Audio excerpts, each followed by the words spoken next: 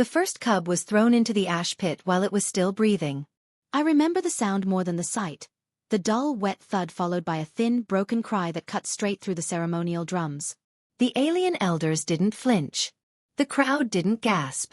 On the world of Khar-Vel, this was not cruelty. It was tradition. And standing among them, too tall, too soft, too human, I realized with horror that I was the only one who cared. But that was only the beginning. The Khar-Vel were a towering species, averaging over 8 feet tall, all muscle, plated skin, and predator eyes. Their civilization was built on strength, dominance, and an ancient belief that size equaled worth. Cubs born small were considered cursed, genetic failures unfit for survival, let alone honor. I had come to Khar-Vel as an envoy, a cultural liaison from Earth, tasked with studying their warrior society. The Galactic Council believed understanding the Khar-Vel was essential for peace. They never warned me about the culling. The second cub was smaller than the first. Barely moving. One of the elders lifted it with 2 fingers, inspected it like spoiled meat, and tossed it away. My hands clenched into fists. My heart pounded. My translator implant buzzed softly as the elder spoke. Mercy weakens the bloodline, he said calmly. Small ones invite extinction. What I saw next changed everything. A third cub stirred in the birthing chamber, struggling to breathe. Its chest rose in shallow, uneven bursts. It was tiny, smaller than any I had seen. The mother turned her head away, shame rippling through her posture. Enough, an elder growled. Dispose of it. I stepped forward. The drums stopped. 100 predator eyes locked onto me. I felt very small then, standing among giants who could tear me apart without effort. My knees trembled, but I didn't stop. Wait, I said. My voice echoed too loudly in the sudden silence. The elders stared, confused. One tilted his massive head. This is not your right, human. I know, I replied, my throat tight. But where I come from, we don't measure worth by size. A low rumble passed through the crowd. Amusement. Disdain. Curiosity. The eldest among them leaned closer, his shadow swallowing me. Your species is fragile. Short-lived. You should understand weakness better than most. That's exactly why I'm speaking, I said. None of us were prepared for the truth that followed. Against every instinct screaming at me to back down, I reached into the birthing chamber and lifted the cub. It was warm. Light. Its tiny claws curled weakly around my finger. Gasps rippled through the assembly. You claim it? The elder asked, voice sharp. Yes. That single word sealed my fate. By Khar-Vel law, claiming a cub meant total responsibility. Its survival, or failure, would reflect entirely on me. If it died, I would be judged alongside it. They allowed it, not out of kindness, but expectation. They expected me to fail. The cub, whom I named Taika, fit in the palm of my hands for weeks.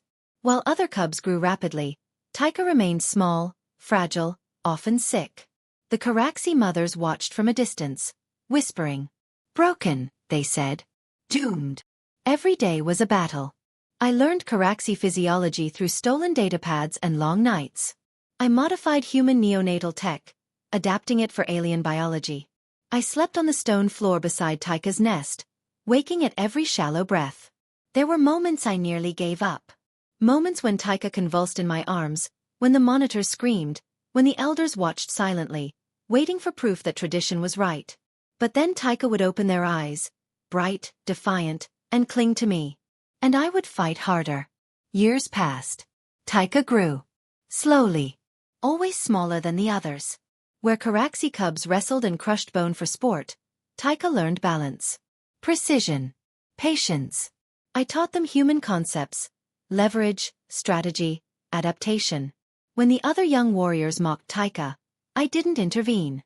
I let Taika learn. What they lacked in size, they gained in awareness. They learned to strike weak points. To move when others charged. To think when others roared. The elders noticed. They didn't approve, but they watched. The turning point came during the Trial of Blood, the ritual combat where young Khar-Vel proved their worth. Taika was not supposed to be allowed. Too small. Too weak.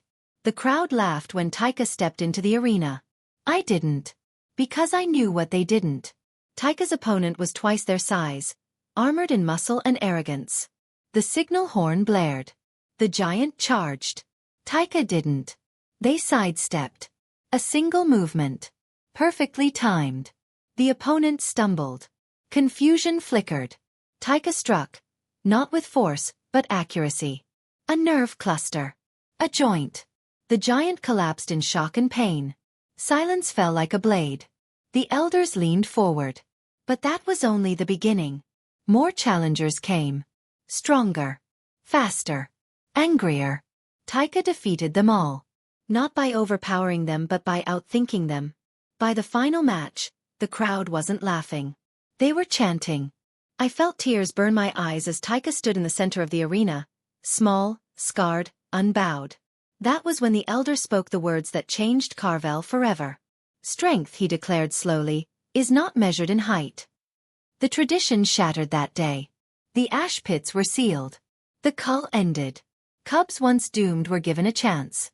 Taika stood beside me as a warrior, a symbol, a living contradiction to centuries of belief.